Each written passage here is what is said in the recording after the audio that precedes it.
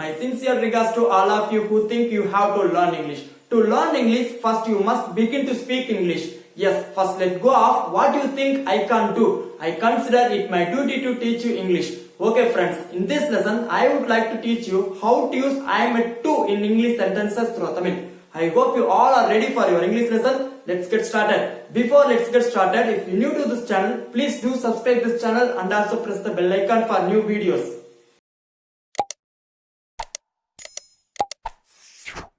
So my dear lovable viewers, in this lesson you are going to learn how to use I am at 2 in English sentences. Yes, first we need to know where, when and how to use it. Yes இதை வந்து நம்ம எங்க use பண்ணணும், எப்படி use பண்ணணும் அப்படின்னு நமக்கு தெரிஞ்சாதான் நம்மளால வந்து கரெக்டா யூஸ் பண்ணி இங்கிலீஷ் பேச முடியும்.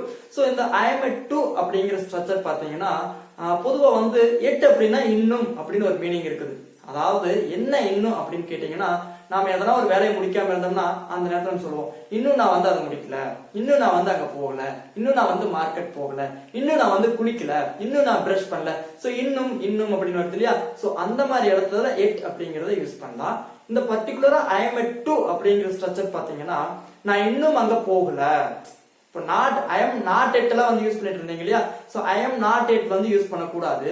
அதுக்கு பொதுவாக அந்த நெகட்டிவா சொல்றதுக்கு, நான் இன்னும் அங்க போகல, நான் இன்னும் வந்து மார்க்கெட் போகல, நான் இன்னும் வந்து சாப்பிடல, நான் இன்னும் வந்து பிரேக்ஃபாஸ்ட் சாப்பிடல, நான் இன்னும் வந்து வாஷ் பண்ணல. சோ இந்த மாதிரி பண்ணல, இன்னும் பண்ணல அப்படின்னு நம்ம பேசுறோம் இல்லையா?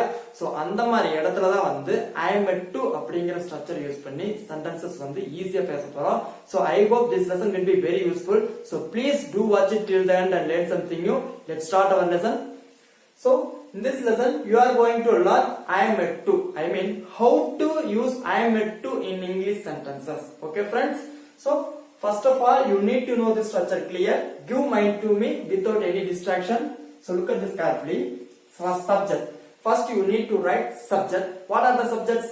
I, we, you, they, he, she, it and by name or any girl name. Okay friends? Next am. So I comes means subject I comes means we have to write am, auxiliary verb. Next he, she, it.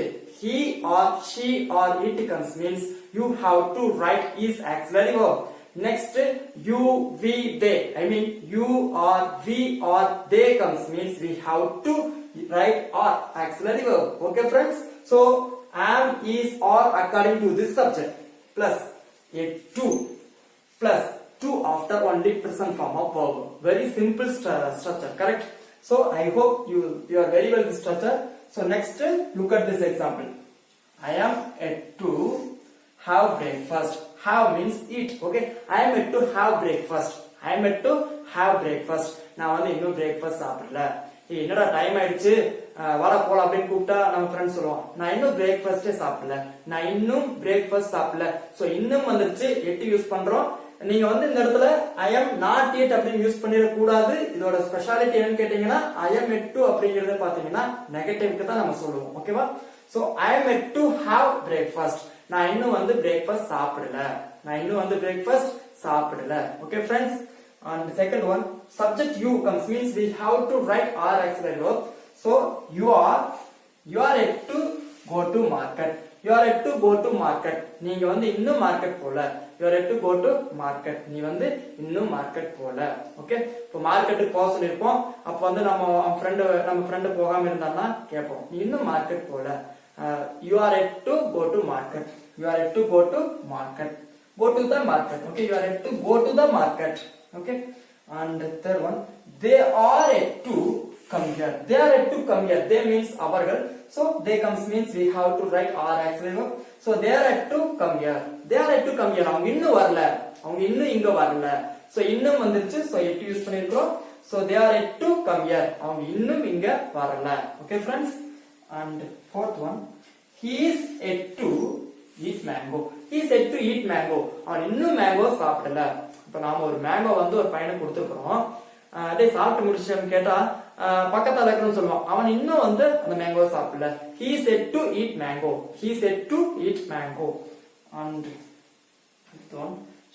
she is yet to cook. She is yet to cook. அவ இன்னும் சமைக்கல. ஷீனா அவள். So she வந்ததுனால is use பண்ணிருக்கோம்.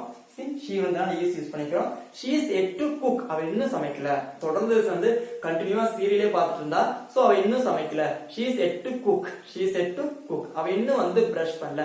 she is yet to brush, அவ இன்னும் வந்து குளிக்கல. she is yet to bath, அவ வந்து இன்னும் வந்து பார்க்கல.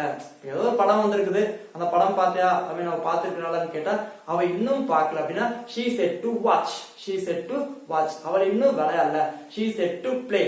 சோ இந்த மாதிரி இன்னும் சொல்ற தமிழ்ல சொல்ற எல்லா இடத்துலயுமே இந்த ஸ்ட்ரக்சர் yet to அப்படிங்கறத யூஸ் பண்ணி சென்டென்சஸ் ஈஸியா மேக் பண்ணலாம். சோ அது சப்ஜெக்ட பொறுத்து இந்த ஆக்சிலரி வெர்ப் மாறும். I வந்து am யூஸ் பண்ணும், he she it third person singular னு சொல்லுவாங்க. is one அது வந்து is யூஸ் பண்ணும். அது வந்து boy or girl அந்த நேம் வந்தா கூட is யூஸ் பண்ணும் because singular. Next plural comes means are. Okay, then yet to plus v1 verb. So yet to after only v1 verb, there is no ed, there is no ing. So எவ்வளவு v1 verb உங்களுக்கு தெரியுதோ அவ்வளவு sentences இன்னும் அப்படின்னு சொல்ற எல்லா இடத்துலயுமே வந்து ஈஸியா மேக் பண்ண முடியும்.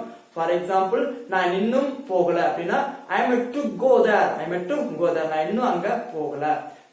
நான் இன்னும் இங்க வரல அப்படின்னா I am yet to come here, நான் இன்னும் இங்க வரல.